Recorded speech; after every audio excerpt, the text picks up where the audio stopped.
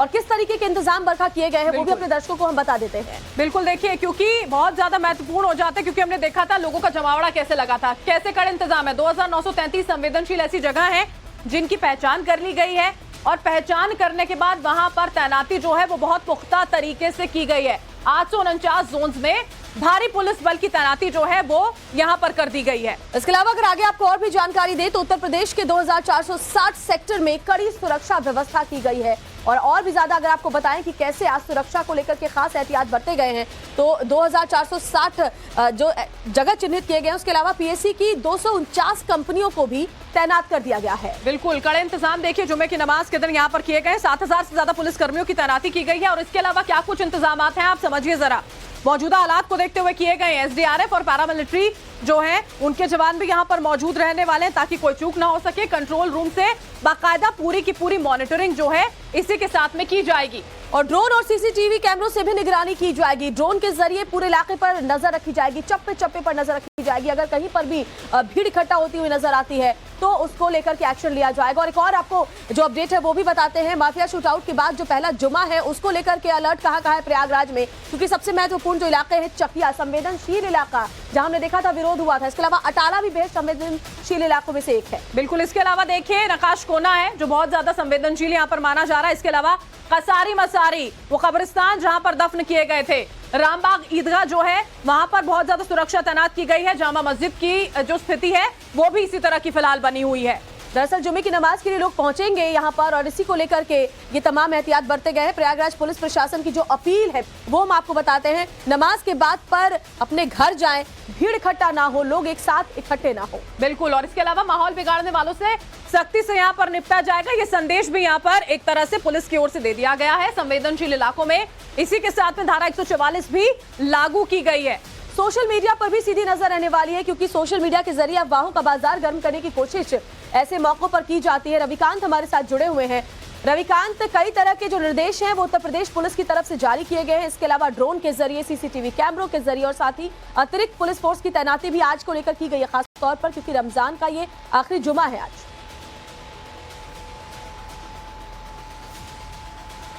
देखिए Shweta, UP police ने कुछ ऐसे जिले चिन्हित किए हैं जहां पर उनको अति संवेदनशील माना जा रहा है और लॉ एंड ऑर्डर की स्थिति को मेंटेन करने के लिए मुख्यमंत्री ने सभी टॉप अधिकारियों को पहले ही बोला था। जिस वक्त अतीक अहमद और अशरफ की हत्या हुई थी उसी वक्त जो है पूरे स्टेट को हाई अलर्ट पर रखा गया, धारा 144 को इंप्लीमेंट किया गया और आज जो है जुमे की नमाज है और इसलिए पुलिस जो है बहुत ज्यादा अलर्ट है। खासतौर पर प्रयागराज, लखनऊ और कुछ ऐसे जहां पर उनकी डोमिनेंस ज्यादा है वहां पर एक्स्ट्रा पैरामिलिट्री फोर्स के जवान जो है वो डिप्लॉय किए गए हैं। लेकिन राजधानी लखनऊ से पल पल की मॉनिटरिंग की जा रही है। डीजी स्पेशल प्रशांत कुमार, इसके साथ ही जो डीजीपी हैं आर.के. विश्वकर्मा, वो भी पूरे घटनाक्रम पर नजर बनाए हुए हैं और यहाँ पर एक पूरा कंट्रोल रूम बनाया गया है। कहीं भी अगर कोई ऐसी परिस्थिति लगती है वहां पर एक्स्ट्रा जो है फोर्स जो है समय से पहले डिप्लॉय कर दी जाएगी। तो कुल मिलाकर उत्तर प्रदेश जो पुलिस है वो इस बात को ध्यान में रख रही है कि आज के दिन कहीं भी किसी भी प्रकार से कोई हिंसक और अप्रिय घटनाएं ना हो। इसके लिए इलेक्ट्रॉनिक सर्विलांस भी किया जा रहा है, ड्रोन की मदद ली जा रही है और सीसीटीवी कैमरे के साथ साथ जो लोकल इंटेलिजेंस यूनिट है उसको अलर्ट पर रखा गया है। हालांकि कुछ जिले ऐसे हैं जहां पर इनपुट्स स्पेसिफिक मिले हैं, जैसा कि हमारे सहयोगी अनुज ने भी बताया, वहां पर और ज्यादा चौकसी बरती जा रही है। लेकिन बाकी जगहों पर ऐसी कोई जानकारी नहीं है कि इस तरीके की कोई भी घटना हो सकती है। लेकिन कुछ ऐसे जिले हैं जहां पर स्पेसिफिक इनपुट है, इसीलिए वहां पर फोर्स को बहुत ज्यादा बढ़ा दिया गया है। बिल्कुल, जहां पर स्पेसिफिक इनपुट्स मिले हैं वहां पर फोर्स को बहुत ज्यादा बढ़ाया गया, जिस तरह से हमारे सहयोगी बता रहे हैं।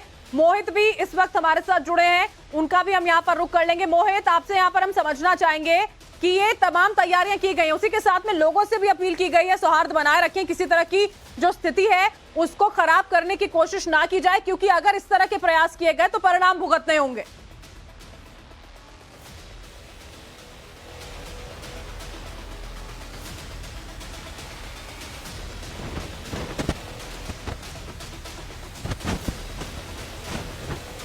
मोहित, हम वापस आपसे जुड़ेंगे। यहाँ पर कुछ ऑडियो में यहाँ पर थोड़ी सी दिक्कत आ रही है, फिर आप अपनी बात को यहाँ पर रखिएगा। शुक्रवार का दिन है, उत्तर प्रदेश पुलिस की ओर से किस तरह से पूरी तैयारियां यहाँ पर कर ली गई हैं उससे जुड़ी हुई बड़ी खबरें हम तक पहुंचा रहे हैं। यहाँ पर मोहित हमारे साथ जुड़े हुए हैं। जी मोहित, आप अपनी बात पूरी करें।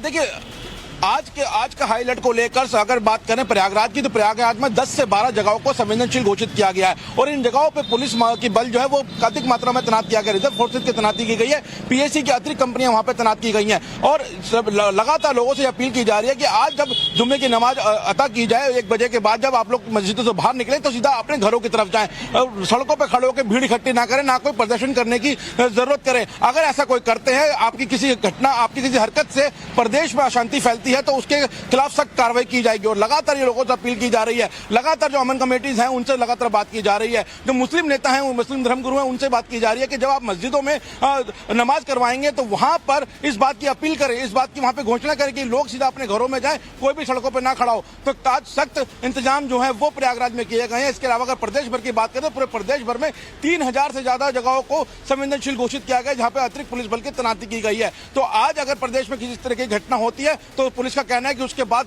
बेहद सख्त रुख अख्तियार किया जाएगा। इसलिए लोगों को पहले बताया जा रहा है कि कोई भी ऐसी हरकत ना करे जिससे प्रदेश में अशांति फैले। बिल्कुल सही कह रहे हैं मोहित आप, इसीलिए बहुत जरूरी है कि इस तरह की एहतियात बरते जाए, क्योंकि हमने पहले भी देखा था कि कैसे जब अतीक और अशरफ की हत्या हुई उसके बाद जो माहौल है वो खराब होता हुआ नजर आया। इस बीच एक बड़ी खबर आ रही है, वो पहले दर्शकों को बताते हैं, आप बने रहे हमारे साथ तीनों।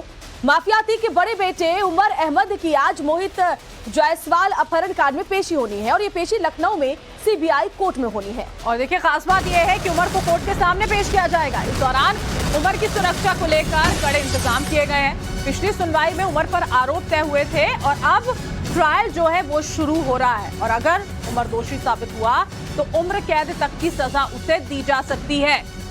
तो बड़ी खबर आपको बता रहे हैं, मोहित जायसवाल अपहरण कांड में आज पेशी होने वाली है। तो दरअसल आपको चलिए इस पूरे मामले के बारे में हम समझाना चाहें कि जिस मामले को लेकर के आज पेशी होने वाली है उस पर क्या आरोप है उमर के ऊपर, वो दर्शकों को बताते हैं।